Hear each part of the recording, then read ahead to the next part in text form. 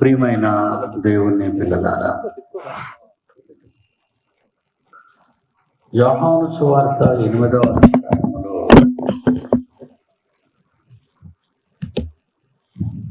44వ వచనం. యోహాను సువార్త 8వ అధ్యాయము 44వ వచనంలో యేసుక్రీస్తు వారు మనలను ఉద్దేశించి, లేదా యేసుని స్వీకరించని వారిని, యూదులను నాడు ఉద్దేశించి, మీరు మీ తండ్రి యగు అపవాది సంబంధులు, మీ తండ్రి దురాశలు నెరవేర్చగోరుచున్నారు, వాడు ఆది నుండి నరహంతకుడు అనే మాట చెప్పాడండి. నరుడు అనేవాడు మొదటివాడు ఆదాము. నరుడు అనేవాడు దేవుడు చేసిన చేతులతో చేయబడిన మట్టి బొమ్మలో దేవుని యొక్క అంశము లేక దేవుని యొక్క ఆత్మ విభజన జరిగి ప్రవేశించింది. లేదా దేవుని పోలిక కలిగిన దేవుని కుమారుడు. మన పోలిక చొప్పున నరులను చేయుదము అన్నాడు. దేవుడు తనలోని జీవవాయువును ఊదగా పరమాత్మ నుండి వచ్చిన మనిషి జీవాత్మగా శరీరాన్ని కలిగి జీవించు ప్రాణిగా అయినట్టు బైబిల్లో చూసాం. దేవుని పిల్లల మీద నరహంతకుడు అంటే దేవుని పిల్లలను చంపడానికైనా వీడు ఉన్నాడు అనిపిస్తుంది మనకి మాట వినగానే. యేసు ప్రభు చెప్పిన మహా సత్యం అండి ఇది. నరహంతకుడు ప్రారంభము నుండి, ఆది నుండి ప్రపంచ వినాశనము వరకు నరహంతకుడు, ఆత్మాహుతుడు, ఆత్మాహుతులకు తండ్రి అని కిందకి వెళ్ళేసరికి కనబడుతుంది మీకు. ఏమండి, మీరు మీ తండ్రి అపవాది సంబంధులు, మీ తండ్రి దురాశలు నెరవేర్చగోరుచున్నారు, ఆది నుండి మిమ్ములను చంపేవాడు వీడే.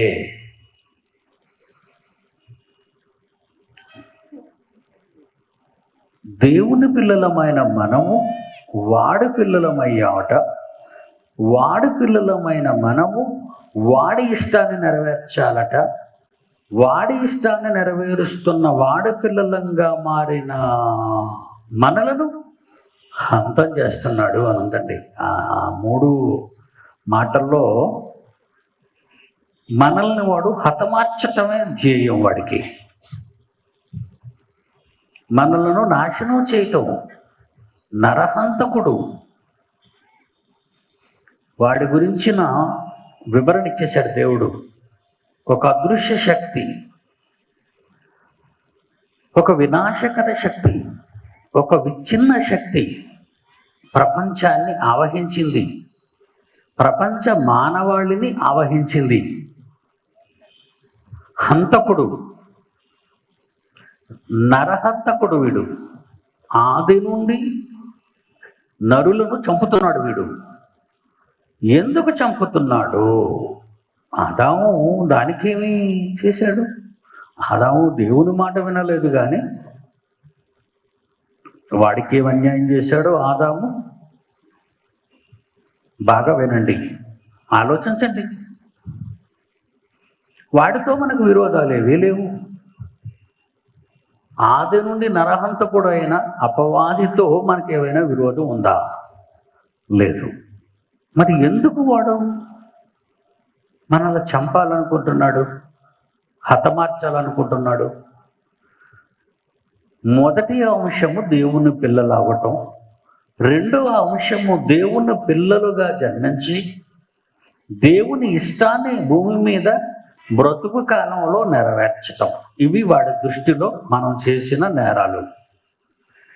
నరహంతుకుని దృష్టిలో మనం చేసిన నేరాలు దేవుని పోలికగా పుట్టడం, దేవుని ఇష్టాన్ని భూమి మీద బ్రతుకు కాలంలో చనిపోయినంత వరకు జరిగించటం.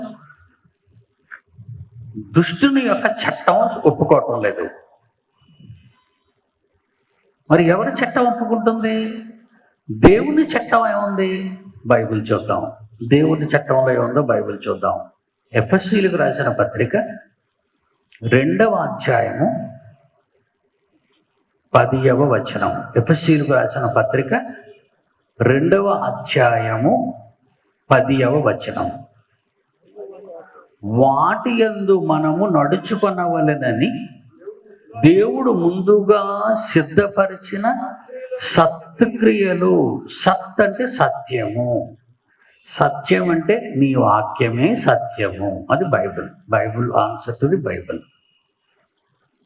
సత్ అంటే మంచిది. సత్కార్యము అంటే మంచి కార్యము. సత్క్రియ అంటే వాక్య సంబంధమైన క్రియ. సత్యం అంటే బైబిల్ కదండి. 17:17 యోహాను సువార్త యేసుక్రీస్తు ప్రార్థన. 17:17 యోహాను సువార్త యేసుక్రీస్తు ప్రార్థన.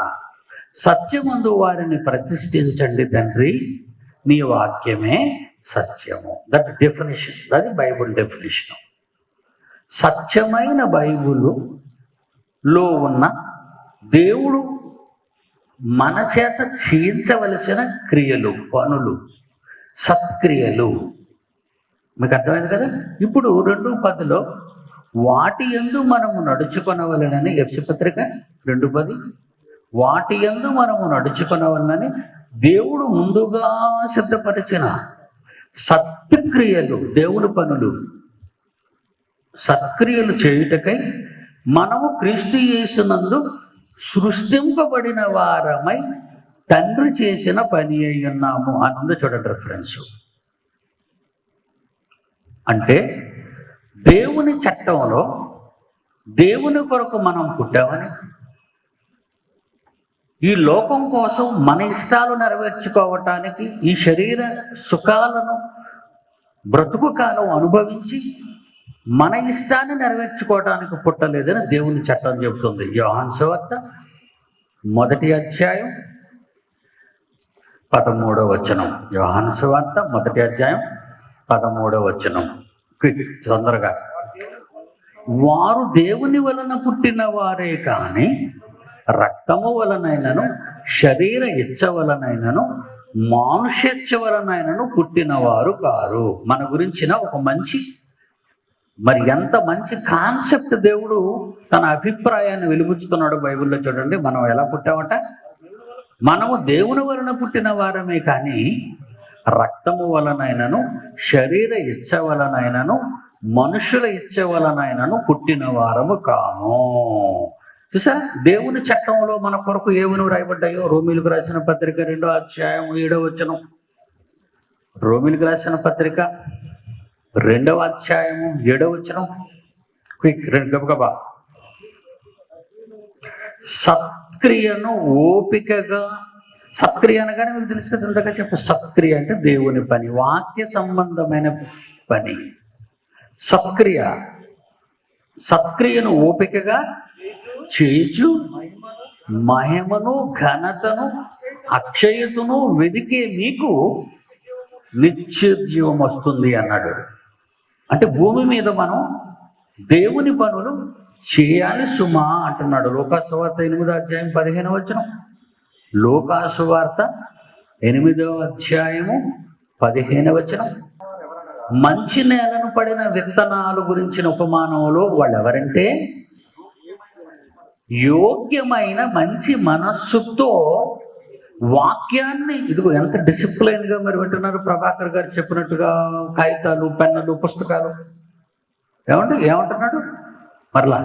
మంచి నేల నుండి వారు ఎవరనగా యోగ్యమైన మంచి మనస్సుతో వాక్యము వినటమే కాకుండా దానిని అవలంబింప ఓపికతో ఫలించువారు అంటూ చూడండి. వినడం కాదు, ఫలించాలి, అవలంబించి ఫలించాలి అంటున్నాడు. ఏమన్నా హెబ్రీ పత్రిక 10వ అధ్యాయము 36, 37, 38, 39 చూడండి. హెబ్రీ పత్రిక 10వ అధ్యాయం, హెబ్రీ పత్రిక 10వ అధ్యాయము 36, 37, 38, 39. దేవుని చిత్తమును మీరు నెరవేర్చిన వారై వాగ్దానము మహాలోకాన్ని పొందు నిమిత్తము మీకు ఓరిమి అవసరమై ఉన్నది. కాలం కొంచెంగా ఉంది, వచ్చుచున్నవాడు మీరు ఎదురు చూస్తున్న మీ నాథుడు యేసుక్రీస్తు ఆలస్యం చేయడం. నా ఎదుట నీతిమంతుడైన వాడు విశ్వాసం మూలంగా జీవిస్తాడు. అతడు ఒకవేళ వెనుక తీశాడో అతని యందు నా ఆత్మకి సంతోషం ఉండదు. అయితే మనం నశించుటకు వెనుక తీయవారము కాము కానీ ఆత్మను రక్షించుకొనుటకు విశ్వాసము గలవారమై ఉన్నాము అన్నాడు. ఇది దేవుని చట్టంలో ఉంది. అంటే ఒక ఆత్మాహుత నాయకుడు చట్టం ఒకలాగా ఉంది, ఆత్మ రక్షకుని నాయకుడు తండ్రి చట్టం ఒకలా ఉంది. అంటే ఇప్పుడు మనకి రెండింటిని మనం ఆలోచిస్తే దేవుని కోసం పుట్టాము అని అర్థమైపోయింది. మీ పుట్టుక విషయంలో ఈ సందర్భంగా తప్పనిసరిగా మీరు జ్ఞాపకం చేయాలి. ఎందుకంటే మిమ్మల్ని నిలబెట్టుకోవటానికి తండ్రి చేసిన ఏర్పాటు అండి అమోఘమైందండి. మిమ్మల్ని నిలబెట్టుకోవటం కోసం ఆయన పడిన ఆరాటం ఎంతంత ఆరాటం కాదు, ఎంతంత కష్టం కాదు. కష్టం అంటే బాగుంటుంది అన్నమాట. ఎందుకంటే తండ్రి కష్టం వెనుక అతని ఇష్టాన్ని నెరవేర్చటం అనేది మానవ బ్రతుకు యొక్క పరమార్థం. మానవ బ్రతుకు పరమార్థం. మీరు ఆలోచించండి, ఆయన ఇష్టం ఉంది మిమ్మల్ని నిలబెట్టుకోవటానికి. దీనికంటే ముందు ఒక వచనం మీకు చెప్తానండి. పౌలు గారు పుట్టడానికి నేను మనలాగే నా డేట్ ఆఫ్ బర్త్ ఎంత, నేను పలానా రోజు పుట్టానని అనలేదండి. ఆయన కొరింథీయులకు రాసిన మొదటి పత్రిక 15వ అధ్యాయం అతని జన్మ రహస్యం చెప్తున్నాడు. చూడండి బైబిల్లో అతని జన్మ రహస్యం చెప్తున్నాడు. నేను ఎప్పుడు పుట్టాలి, నాకు ఇంకా చాలా టైం ఉంది, కానీ నేను ఈ కాలంలో ప్రభు తరువాత 12 మంది అపోస్తలుల తరువాత నేను పుట్టవలసిన రీజను మరి ఏర్పడింది. ఆకస్మిక పరిస్థితి, ఎమర్జెన్సీ. నేను పుట్టుక దేవునికి ఎమర్జెన్సీ అయింది. ఎలాంటప్పుడు ఒక పక్క యేసుక్రీస్తుని చంపేశారు, ఆయనకు ముందు ఎంతోమంది ప్రవక్తలు చంపేశారు, ఆ తర్వాత అపొస్తలుల తర్వాత వచ్చినటువంటి శిష్యులు స్టెఫెన్ని చంపేశారు, ఆ తర్వాత యాకోబుని కత్తితో నరికేశారు. ఇక మిగిలిన వాళ్ళు మరి భయాభ్రాంతులుగా, చిన్ని చదువుకున్న వాళ్ళుగా, జాలర్లుగా మరి వీళ్ళు ఉన్నారు. మరి ఈ టైంలో మరి నా పుట్టుక అవసరమై నా జన్మ, నా సృష్టి, నేను పుట్టిన నా వంశ కార్యక్రమంలో నన్ను ఆయన ముందుకు తెచ్చేసి ఇమీడియట్గా అవసరాన్ని బట్టి నన్ను పుట్టించాడు అన్నట్టు మాట్లాడుతున్నాడు. చూడండి బైబిల్ ఎంత మంచి వర్షం అంటే అది. కొరింథీయులకు రాసిన మొదటి పత్రిక 15వ అధ్యాయము 7-8 వచనాలు చూడండి. 7-8 వచనాలు. ఆయన యాకోబు కనబడ్డాడు, అపోస్తలులందరికీ కనబడ్డాడు. ఆయన అందరికీ కడపట అకాల ముందు పుట్టినట్టున్న నాకు కనబడ్డాడు. అంటే నా పుట్టుక ఎప్పుడు జరిగిందంటున్నాడు పౌలు గారి పుట్టుక ఎప్పుడు జరిగిందంటున్నాడు బైబిల్లో. అకాల ముందు పుట్టిక అంటే కాలము కాని కాలములో పుట్టిన వాటిని, పుట్టిన వారిని అకాలపు పుట్టుకలు అనాలి. ఎలాగండి అంటారా? ఎలాగంటారా? బైబిల్లో అకాల పళ్ళు కాసిన అంజూరపు చెట్టు ఒకటి ఉందండి ప్రకటన గ్రంథంలో. అకాలపు కాయలు కాసింది.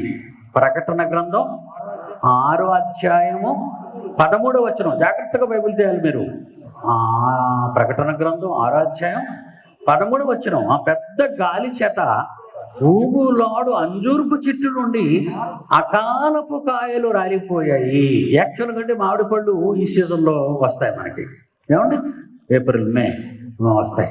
కొన్ని మామిడి చెట్లు మీకు బాగా తెలుసు, ఎందుకంటే పంటలు పండే నేల ఈ ప్రాంతం అంతా. మరి అకాలపు మామిడి చెట్లకి అకాలపు కాయలు కాసే మామిడి చెట్లు కూడా ఉంటాయి. అంటే అవి మేలో పడు రావండి. వాటికి ఆగస్టు నెలలోనూ, జూలై నెలలోనూ, సెప్టెంబర్ నెలలోనూ అకాలపు కాయలు వస్తుంటాయి కొన్ని మామిడి చెట్లకి. అంటే కాలము కాని కాలములో పుట్టిన మామిడి కాయలు, అకాలపు కాయలు. వృక్ష శాస్త్రంలో అనేక చెట్లు ఉన్నాయి. అంటే పునాసకాయ అంటారట, పునాసకాయ, అకాలపు కాయలు అంటారు. ఇప్పుడు పౌలు పుట్టుక గురించి మీరు ఆలోచించండి. ఆయన ఎంత ఎలా చెప్తున్నాడో పౌలు పుట్టుక గురించి. అందరికీ కడపట అకాలమందు పుట్టిన నన్ను నేను అంటున్నాడు. అంటే పౌలు యొక్క జననము అకాలపు జననము. అకాలపు జననం అంటే ఎమర్జెన్సీ బర్త్ అయింది. ఎందుకు తొందరగా తల్లి గర్భంలో నుంచి రావాల్సి వచ్చింది? ఆ రోజు ప్రపంచ మానవాళిలో ఉన్న పరిస్థితులు. ఎందుకంటే మేధావులు, బుర్ర తిరిగిన వాళ్ళు, మహాజ్ఞానులు అనుకునేవారు, సద్దూకయ్యులు, పరిసయ్యులు, రాజులు ఎందరో క్రైస్తవ్యాన్ని మరి అణిచివేద్దాం అంటే సమాధిలో నుంచి యేసు ప్రభు మృత్యుంజయుడే లేచాడన్న పచ్చి నిజం ప్రపంచానికి తెలియకుండా ఉండాలని సమాధి దగ్గర కాపలా వాళ్ళకి లంచం ఇవ్వటం. ఆయన శిష్యులు, వీళ్ళు నిద్రపోతుండగా శిష్యులు వచ్చారని యేసుని ఎత్తుకెళ్ళిపోయారు ఆయన దేహాన్నని. కనుక మృత్యుంజయుడే లేచాడని చెప్పేసుకోకుండా యేసుక్రీస్తుని ఎవరో శవాన్ని ఎత్తుకెళ్ళిపోయారు అన్నట్టుగా ఒక కథ అల్లారు. ఆ కథ ఆనాడు యోధ జాతి అంతటిలోనూ, క్రీస్తు విరోధుల అందరిలోనూ వ్యాపించింది. మరి ఇలాంటి పరిస్థితుల్లో ఆ రోజు మనుషులకు సరి అయిన నాయకుడు కావాలి. ఎలాంటి నాయకుడు కావాలి? సవాలు చేసి, మీకు అర్థమైందా? దేవుని యందు పట్టు సంపాదించాలి, బైబిల్పై పట్టు ఉండాలి. కనుక ఆ రోజు యేసుక్రీస్తుని ఎత్తుకెళ్ళిపోయారని మీరు కానీ ప్రకటిస్తే మిమ్మల్ని మేము ఉంచమని అపోస్తలులను బెదిరించిన నాటి వ్యవస్థని తట్టుకోవాలంటే ఒక నాయకుడు రావాలి. ఎవరా నాయకుడు? అతడే అపోస్తలుడైన పౌలు. కనుక నా జననం, పౌలు అంటున్నాడు, అకాలపు జననం అంటున్నాడు నాది. చూడండి, వాట్ వండర్ఫుల్ అండి అది. ఆయన వాట్ వండర్ఫుల్ అంటే మనిషి దేవుని కోసం పుడుతున్నాడు. ఈ జనరేషన్లో, ఈ తరంలో, ఈ మైదానంలో కూర్చున్న మీరందరూ పుట్టడానికి కారణం ఆయన. మీరు రక్తము వలన కానీ, మానుష్యచ్చల వలన కానీ, శరీరచ్చల వలన కానీ పుట్టలేదు అంటున్నాడు. చూడండి దేవుడు. అంటే మీ పుట్టుక ఈ తరం అవసరమైంది, ఈ తరంలో అవసరమైంది కనుక మీరు పుట్టారు. వాడ నరహంతకుడుగా ఉన్నాడు. ఈయన నరహంతకుల్ని ఆత్మరక్షకులుగా చేయాలని, వీడు నరహంతకుడై ఉండి తన సంతానాన్ని, దేవుని సంతానాన్ని తన సంతానంగా చేసుకొని నరహంతకులుగా మారుస్తుంటే, ఈయన తన పిల్లల్ని ఎత్తుకుపోయినందుకు ఆవేదన చెందుతూ భూమి మీద ఉన్న మన కోసం తండ్రి ఎలాంటి ఆవేదనకు గురవుతున్నాడో ఒకసారి బైబిల్ చూడండి. పేతురు రాసిన మొదటి పత్రిక 5వ అధ్యాయము 7వ వచనం 8వ వచనం. పేతురు రాసిన మొదటి పత్రిక 5వ అధ్యాయము 7వ వచనం 8వ వచనం చూడండి. ఆయన మిమ్మల్ని గురించి చింతించుచున్నాడు, మీ చింత యావత్తు ఆయన మీద వేయండి. ఎందుకు ఆ మాట అన్నాడో తెలుసా? అలాగని మీ కష్టాలన్నీ చెప్పుకోమని కాదు. అక్కడ కింద వచనాన్ని చదవాలి. ఇబ్బరమైన బుద్ధి గలవారై మెలకువగా ఉండుడి, మీ విరోధి అయిన అపవాది నరహంతకుడు వాడు మీకు విరోధి. మీ విరోధి నరహంతకుడు ఆది నుండి మీ ఆది తల్లిదండ్రులను వేశాడు. ముందు ఏదేని వనంలో ఆది తల్లిదండ్రులను వేసిన ఆది నరహంతకుడు వాడు. మీ విరోధి అయిన అపవాది ఎవరిని మృంగుదునా అని వెదకుచూ తిరుగుచున్నాడు గనుక నేను మిమ్మును గూర్చి చింతించుచున్నాను. అది కనెక్ట్ చేయాలి అక్కడ. దేవుని పిల్లలారా, రెండు మహాశక్తుల మధ్య మనం ఉన్నామండి ఈరోజు. ఆత్మాహుతులుగా ఉన్నామా, ఆత్మ రక్షకులుగా ఉన్నామా అనేది మీరు ఆలోచించండి. ఆత్మాహుతులుగా ఉన్నామా, ఆత్మ రక్షకులుగా ఉన్నామా? మీరు ఆలోచించండి. రెండు మహాశక్తులు పోరాడుతున్నాయని మనకు అర్థమైపోయిందండి. ఒక్కసారి యోధా పత్రిక వెళ్దామండి. మనం యోధా పత్రిక వెళ్దాం. ఇశ్రాయేలీలకు నాయకత్వం వహించి 430 సంవత్సరాలు కన్నీటితో ఈజిప్టు దేశం నుండి ఏడుస్తూ మొర పెట్టుకున్న ఇశ్రాయేలీల మొర దేవుడు విన్నాడండి. ఆఫ్టర్ 430 years, 430 ఏళ్ల తర్వాత వారి ప్రార్థన విన్న తండ్రి ఒక మహానాయకుడిని వాళ్ళ మధ్యకు పంపించాడు. అతడే మోజెస్. ఒక మహానాయకుడిని పంపారు. ఎప్పుడైతే నాయకుడు పుట్టాడో ఏం చేసింది? నరహంతకుడు వచ్చాడు. ఫరో హృదయంలో ఒక నరహంతకుడు వచ్చాడు. ఇశ్రాయేలీయులు స్త్రీలు చాలా తెలివైన వారు, వాళ్ళ సంతానం పెరిగిపోతుంది.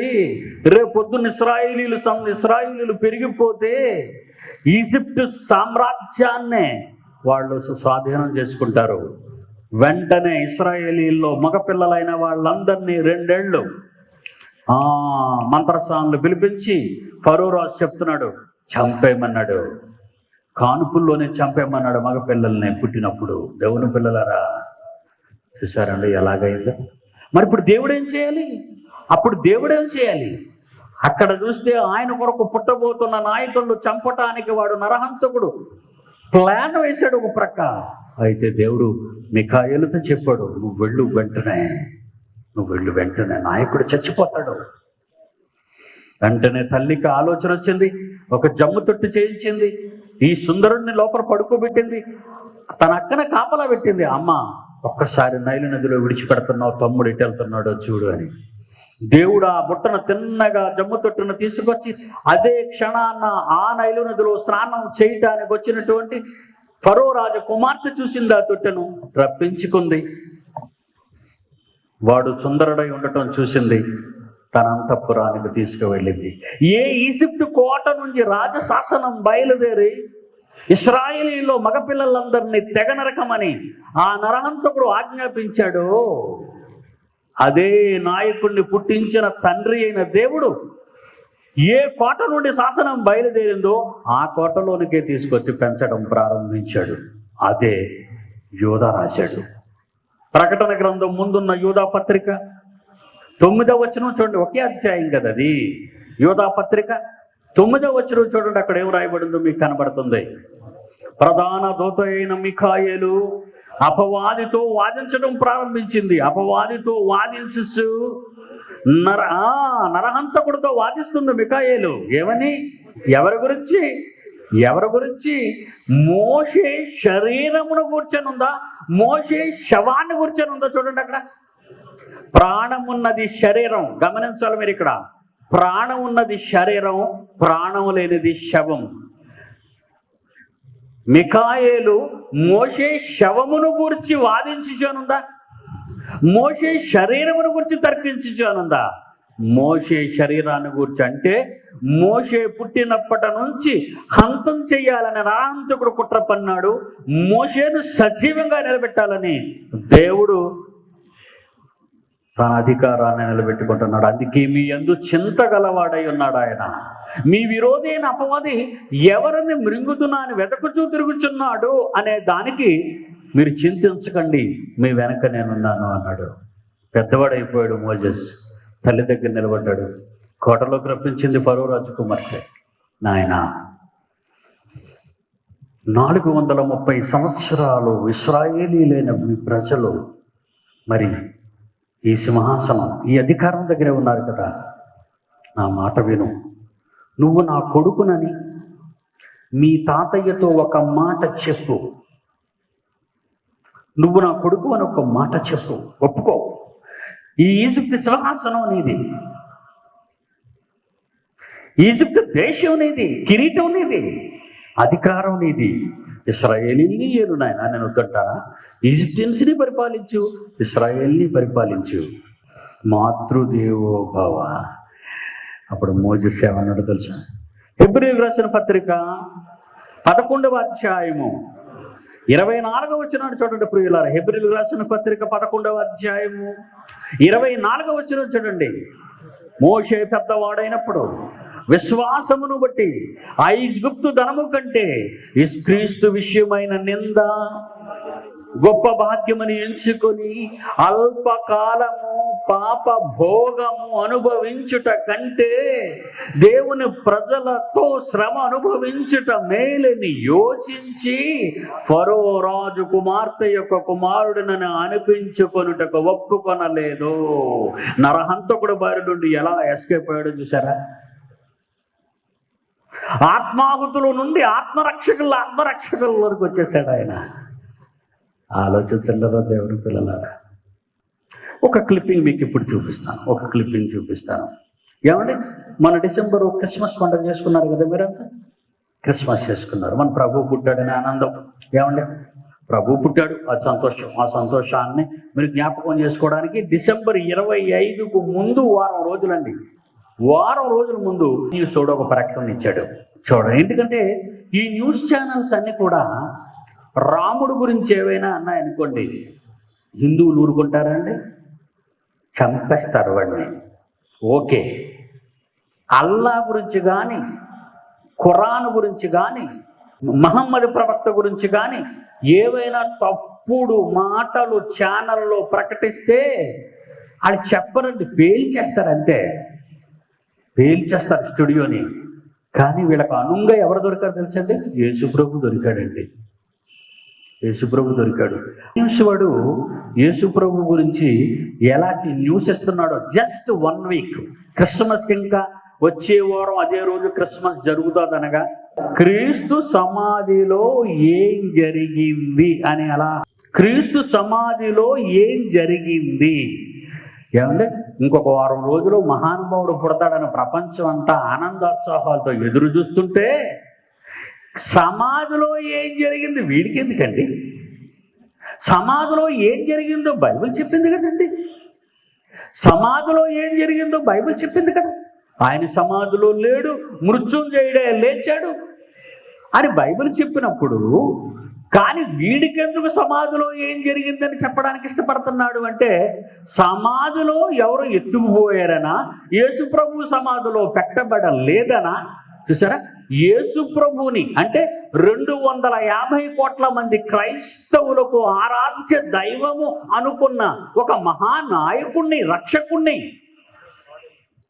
ఆయన రక్షకుడు కాడని నిరూపించడానికి 100 కోట్ల రూపాయలతో ఛానల్ పెట్టిన వీడు, చూసారు ఎంత రఫ్గా మాట్లాడుతున్నాను. యేసుప్రభుని ఏమనుకుంటున్నాడు వీడు? యేసుక్రీస్తుకు తమ్ముడిగా పిడి సుందర్రావు భయపడడం. అందుకే ఈ ఛానల్ అండి, మీరు ఛానల్లో ఎలా సవాల్ చేస్తాను చూడండి. నా సవాల్లో 2 కోట్ల బిల్డింగ్ ఇస్తానన్నాను. అవతలు వాడేవాళ్ళు తెలుసా?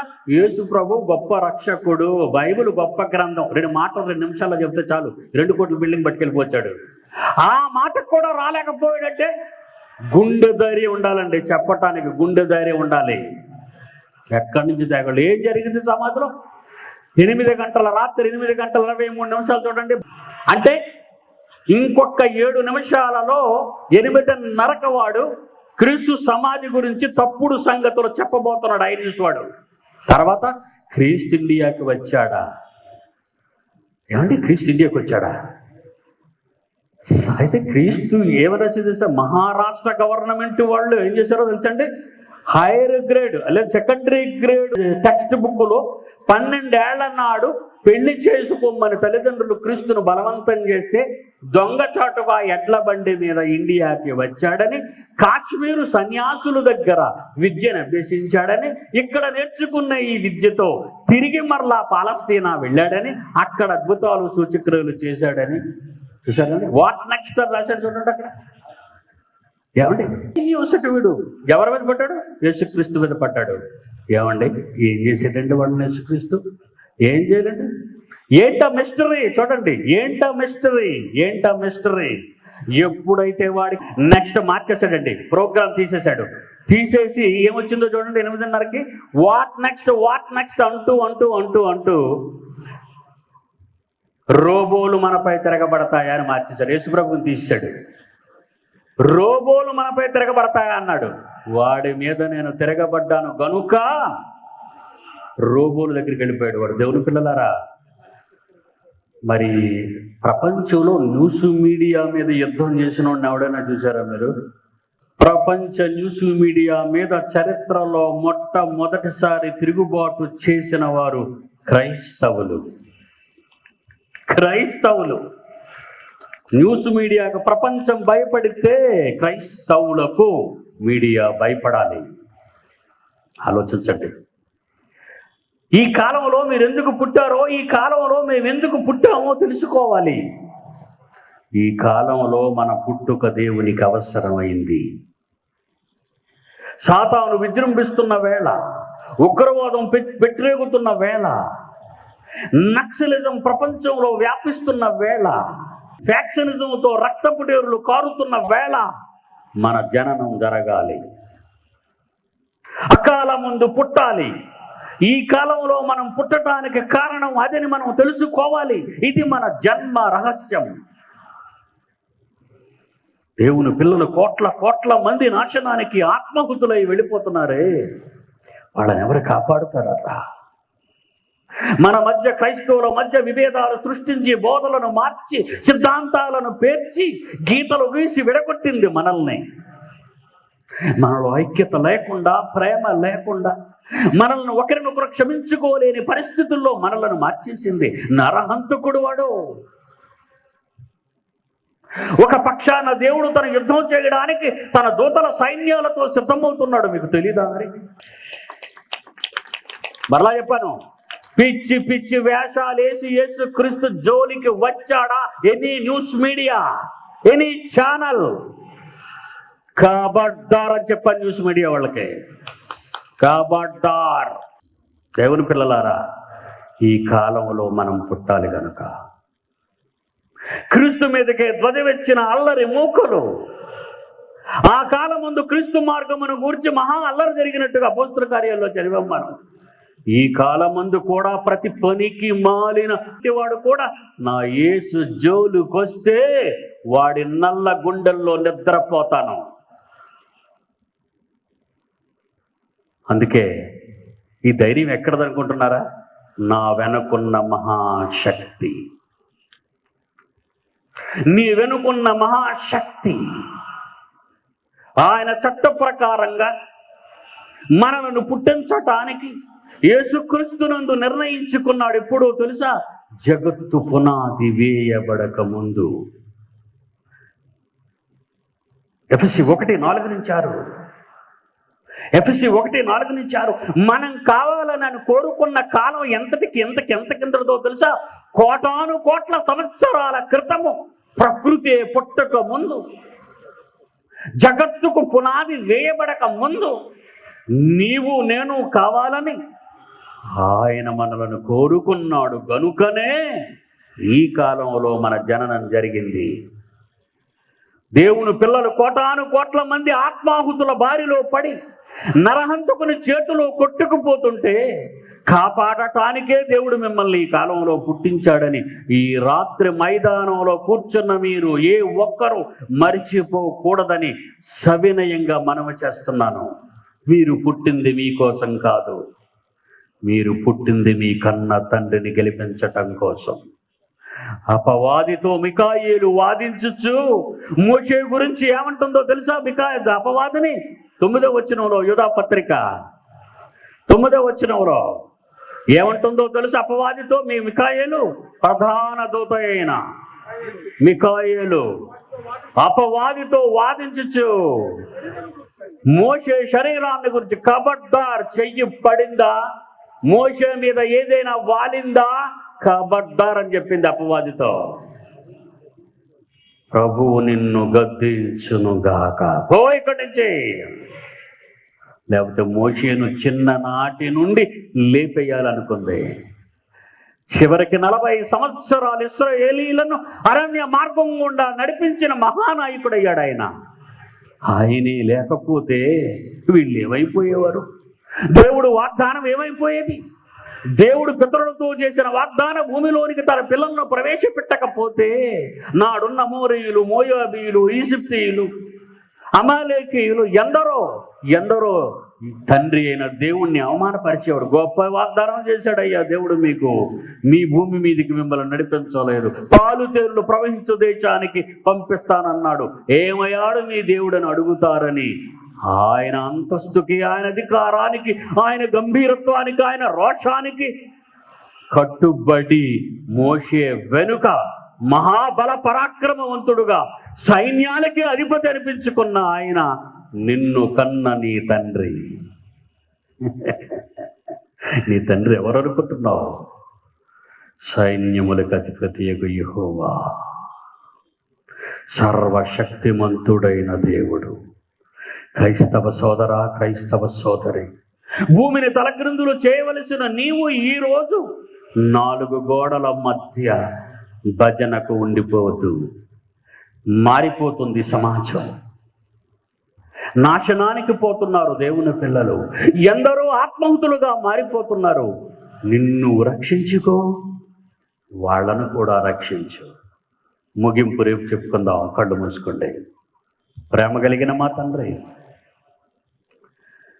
మీ పిల్లలకు మేము మాటలు చెప్పాం. ఈ కాలమందు మేము ఎందుకు జన్మించాము అది కూడా గుర్తు చేశాను. జీవ గ్రంథములో మా కొరకు ఏమి వ్రాసుకున్నారు, ఏమేమి చేసి భూమి మీద మీ చిత్తాన్ని, ఇష్టాన్ని నెరవేర్చి మీ యొద్దకు చేరాలనుకున్నారు, వాటన్నిటినీ మా బ్రతుకు కాలంలో ఎన్ని కష్టాలు వచ్చినా యేసుక్రీస్తు వలె మా జీవితాలను ఫణంగా పెట్టి మీ కొరకు నిలవాలని ఆశపడుతున్నాము కన్న తండ్రి. మేము మనుష్యుల వలన, మనుష్య ఇచ్చ వలన, శరీర ఇచ్చ వలన, రక్తము వలన కాదని మీ వలనే పుట్టామని మాకు తెలుసు తండ్రి.